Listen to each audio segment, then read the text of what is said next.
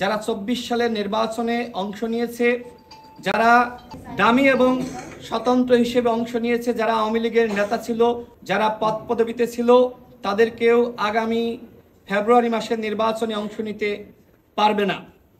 এটি কোনোভাবেই সম্ভবপর নয়। যেহেতু আওয়ামী লীগের সাংগঠনিক কার্যক্রম নিষিদ্ধ হয়েছে, নিষিদ্ধ আওয়ামী লীগের কোনো নেতা যদি স্বতন্ত্রভাবে নির্বাচন করার সুযোগ পায়, সেক্ষেত্রে লুকিয়ে থাকা, পালিয়ে থাকা আওয়ামী দুর্বৃত্তরা ওই স্বতন্ত্র প্রার্থীর পিছনে তারা কাজ করবে এবং নির্বাচনকে বানচাল করার চক্রান্ত করবে।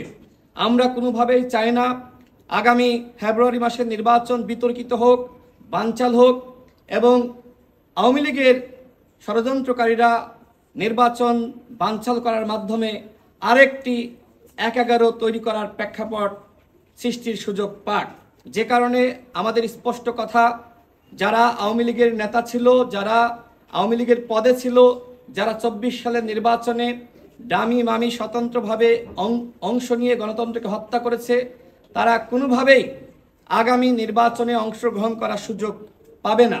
একই সাথে নির্বাচন কমিশন আগামীকাল থেকে যে সংলাপের আয়োজন করেছে, সেই সংলাপে যাতে কোনোভাবেই ফ্যাসিবাদের দোসর, জাতীয় পার্টির 14 দল সহ যারা 24-এর দামি নির্বাচনে অংশ নিয়েছে, তাদেরকে নির্বাচন কমিশন কর্তৃক সংলাপে না আহ্বান করে আমরা এই দুটি বিষয়ে প্রধান নির্বাচন কমিশনারকে জানিয়েছি।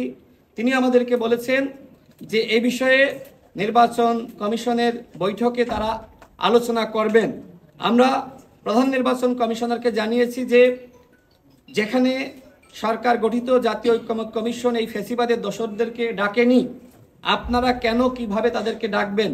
যদি আপনারা তাদেরকে ডাকেন নিবন্ধনের দোহাই দিয়ে, সেক্ষেত্রে কিন্তু এদেশের জনগণ আন্দোলন শুরু করতে পারে। কারণ এই নির্বাচন কমিশন কোনো কথিত নির্বাচন কমিশন নয়।